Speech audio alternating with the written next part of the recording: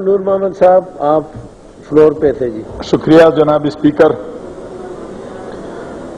Dollar کے مقابلے میں روپے کے قدر مستحکم کرنے کے بارے میں جو محترم نوید قمر صاحب کے تحریک پہ تو سب سے جو اہم اقدام ہے در حقیقت ملک میں اقتصادیات کے لیے جو سب سے تباہ کن چیز ہے وہ بدامنی ہے، اور اس کے ساتھ ساتھ دوسرے نمبر پر لوگوں میں ذخیرہ اندوزی، احتکار اور حرص و دولت کا ہے. میں سمجھتا ہوں کہ شریعت بل کے نفاذ کے نتیجے میں امن و امان کا ایسا فضا قائم ہو جائے گا کہ جیسے کہ ہم سعودیہ میں دیکھ رہے ہیں اور ہمارے پڑوس افغانستان کے جنگلات اور پہاڑوں میں ہم دیکھ رہے ہیں کہ وہاں کے چند طلباء اگر گشت کرے تو دن رات خواہ کوئی اپنے ہاتھ میں سونا لیے ہوئے وہ جائے، کوئی ملی آنکھ اس کی طرف نہیں دیکھ سکتی. تو شریعت کے نفاذ کے بعد امن قائم ہونا 100% یقینی ہے. جب امن قائم ہو جائے گا تو اس کے ساتھ اقتصادیات کا بڑھ جانا اور باہر سے لوگوں کا آنا، میں سمجھتا ہوں کہ ایک ایسا دور دورے گا کہ ڈالر کے مقابلے میں ہمارے روپے سابقہ دور میں جو ہم دیکھ چکے ہیں کہ 11-12 روپے پہ ڈالر تھا، انشاءاللہ وہ دور لوٹ کر آئے گا.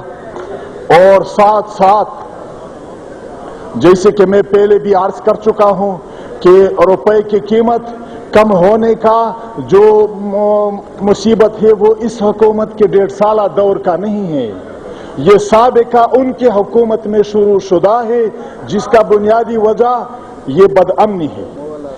شریعت کے نفاذ کے بعد اور اس کے ساتھ حکومت کو یہ اختیار دینا کہ شرعی احکامات جو ہے وہ نافذ کرے، جیسے کہ قرآن میں ہے. اللہ تبارک و تعالی حضور سے فرماتے ہیں، وہ سب سے بڑا حکمران تھے، خذ من اموالہم صدقہ، ان بڑے دولت مندوں کے مال و دولت سے زکوٰۃ لینا یہ حکومت کی ذمہ داری ہے، ان کا فریضہ ہے. یہ نہیں ہے کہ اس کے مرضی ہے کہ کسی کو دیا یا نہیں دیا. خذ من اموالہم صدقہ، ان کے مال و دولت سے زکوٰۃ اور صدقات حکومت کے ذمے ہے کہ وہ لے. جب یہ نافذ ہو جائے تو پھر حکومت کے ذمے ہوگا.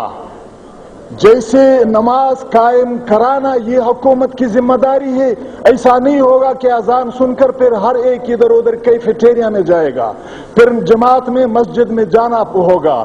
جو بعض حضرات چیختے ہیں وہ اسی سے چیختے ہیں کہ عمر بھر نہ نماز اس نے پڑھا ہے، نہ اس کے باپ نے پڑھا ہے، نہ اس کے دادا نے پڑھا ہے، اب یہ اس کے سر پہ آئے کہ نماز جبراً پڑھنا ہوگا.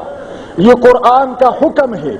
اب اسی طرح جب قرآن کا یہ حکم کہ صدقات اور زکوٰۃ جمع کرانا اور پھر اپنے مستحقوں پر خرچ کرانا یہ حکومت کی ذمہ داری ان کے فرائض میں ہوگی، تو میں سمجھتا ہوں کہ اقتصادیات کی بحالی کا ایک معجزہ نما حالات پیش آئیں گے.